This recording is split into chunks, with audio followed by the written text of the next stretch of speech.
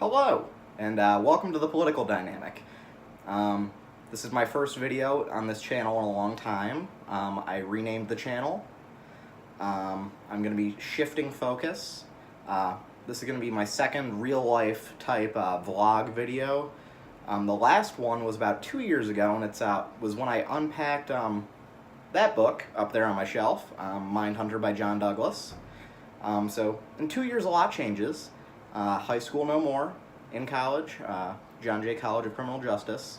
I'm in NYC. This is my dorm room here in NYC at the New Yorker Hotel. John Jay rents out a few floors of the hotel for student housing. It's really nice. It's great. I love it down here. Majoring in forensic psychology. So why are we here today? So I decided I wanted to relaunch this YouTube channel. I'm gonna try and commit to it. I really want to do this. In the past, I've done some little things, never really followed through with them on this channel, but I want to really commit to this, and I want it to be a political commentary channel. Right now, it's February of 2019, so we are gearing up for primary season 2020. Already got at least, I want to say 8, maybe up to 10 declared candidates already. I'm gonna do a video after this one, a long, good, detailed video on my political leanings. That way, all videos that follow, you have a reference point from where I'm coming from, because I don't want to portray everything as 50-50. I think that's a big problem with like CNN, mainstream media. They present issues as equal when they really aren't. Climate change is the perfect example. They present that issue as 50-50. They'll bring on someone like Bill Nye, and then some representative from Illinois who knows nothing about science, and they'll have them debate like that issue is debatable. It's not. There is over a 99% consensus. So I don't want to do that. I don't want to present everything like both sides have points, because sometimes both sides just do not have points. So I'm going to lay out all my political standings, get that out in the open right away so that you know where I'm coming from with all the videos that follow. So, with that all out of the way, something cool that I thought would be a good way to kind of kick off this channel repurposing, we'll call it, is some unboxings, fittingly enough. Christmas was, a month ago, a little more. I didn't decide what I wanted to do with all the cash I got. So what I decided on, I got really interested in political campaign buttons. So I got a good few of them down here. I think I got 9 maybe, 9 or 10. They're all really neat. I haven't looked at them yet. I've got all the boxes open, just so we don't have to sit here while I'm cutting through and opening them up. But yeah, let's just hop into it.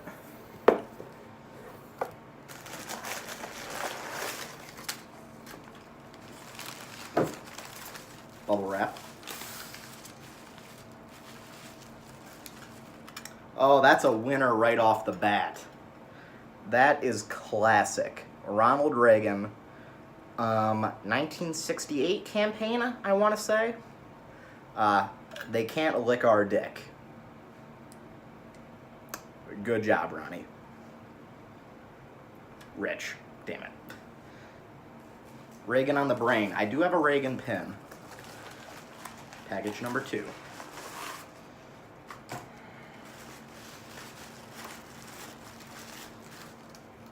No bubble wrap. Rip. Lyndon Johnson. Vote Democrat. Democratic National Committee, 1964.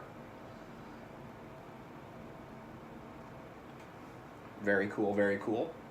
So those are some of the bigger pins. I think those are 3.5-inch diameters. I think most of the ones that I got are smaller, like 1.5-inch diameters. Just wrapping paper.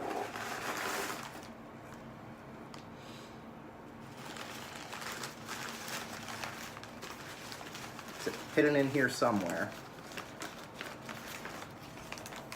Oh. There it is.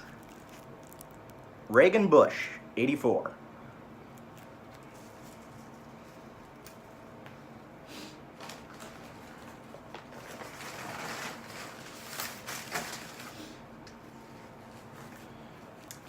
package number 4.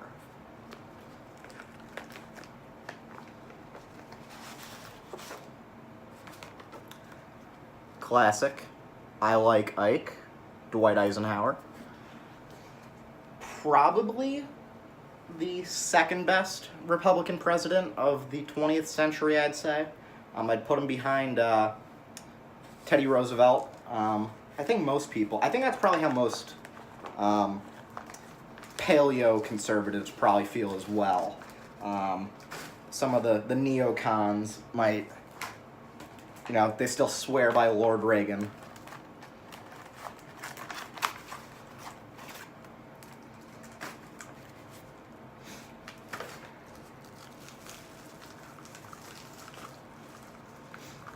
Speaking of Teddy Roosevelt, we got Bull Moose again. Now, I'm not sure exactly what this pin is. Obviously, Bull Moose was the party that Teddy Roosevelt formed in 1912 when he was running against Taft and Woodrow Wilson as a third-party candidate. He lost the Republican nomination to Taft. So that's the origin of the Bull Moose Party. But it's Bull Moose again. So I don't really know what this pin is, because, to my knowledge, the Bull Moose Party ceased to exist after, not necessarily the 1912 election. I think there was a few representatives and stuff that were Bull Moose as well. They might have lasted to 1920 at the latest. But that, again, really kind of throws me. So I don't know when this pin was made. It could be back to that 1912 election, or it could be later for some reason, but I don't know why it would be made later. So that one really, I don't know what's going on with that one, but I thought it was a cool design, the Bull Moose. Like I said, I'm a big fan of Teddy Roosevelt, so I snagged that pin up. I got another Teddy Roosevelt pin that I know is from his first presidential run.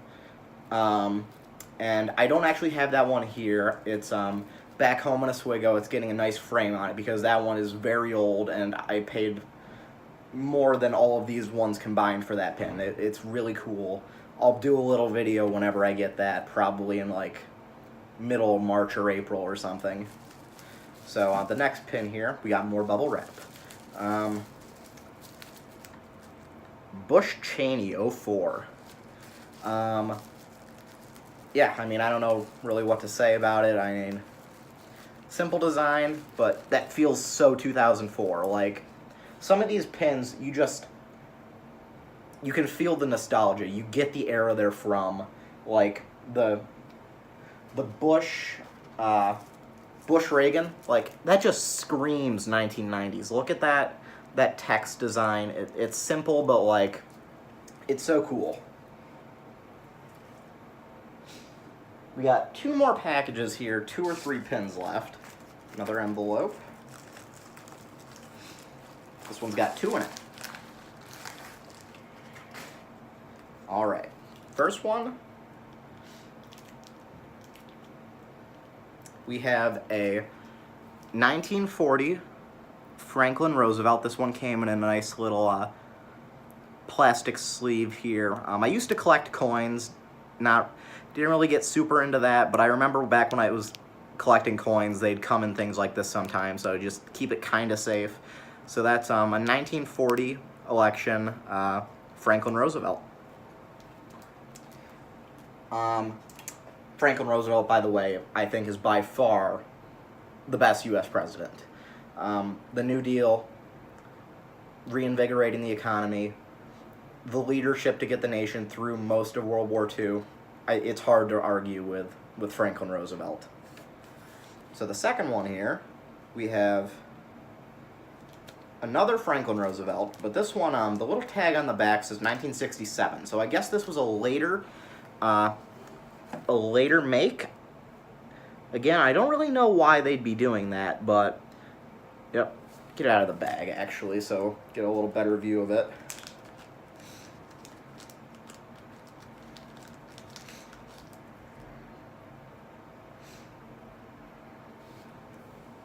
There he is.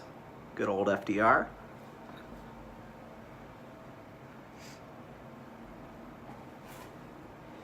And our last one here, by process of elimination, if I recall correctly, is a Bobby Kennedy, 1968.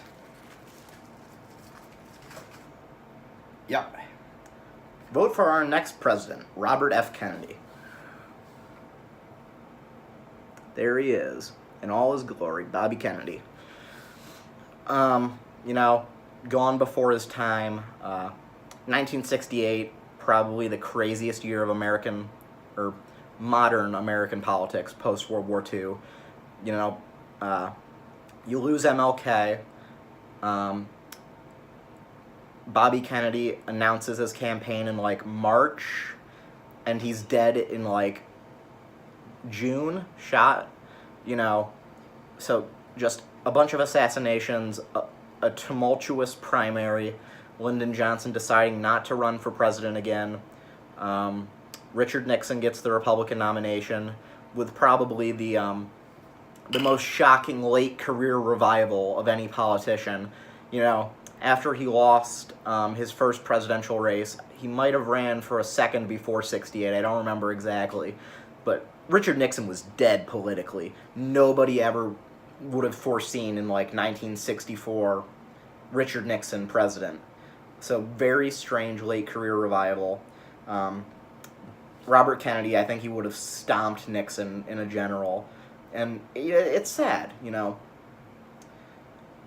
MLK, RFK, if those two don't get, you know, assassinated, the entire landscape of American politics would be so wildly different. There could have been a social democratic revolution in the 1970s. It's really something insane to think about. The American trust in politics, you know, died after Watergate for years, for basically a generation. There was a massive downturn in Americans' faith in politics, and I don't even know if it's really recovered at this point. Like, and with all the stuff that's going on, you know, all Trump's scandals, all Hillary Clinton's scandals, I don't know if we've really recovered from the effects of Watergate. So, 1968, crazy year, did alter the entire course of U.S. history thereafter.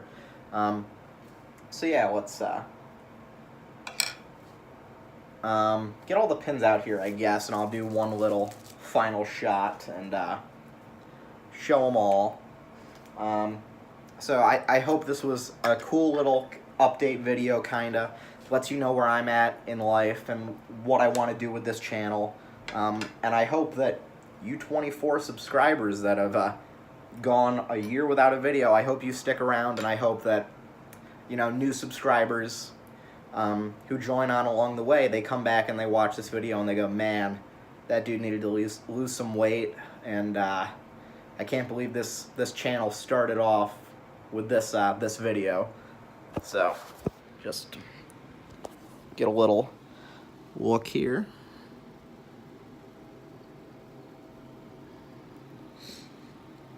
I'm filming on my phone, by the way. Very good, very professional. So yeah.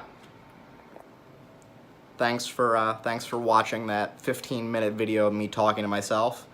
I want to do a review of Adam McKay's Vice, and I want to do a little podcast where I talk about it with a few of my friends, get their thoughts on it, because some of them have really differing thoughts than I do about not only the movie, but, you know, Dick Cheney's legacy in general. So that's exciting, that's cool, and those that's going to come out after this next video where I kind of just lay out all my cards on the table. You can probably guess, based off a few of the comments in this video, which way I lean on some issues. So, see you in the next one.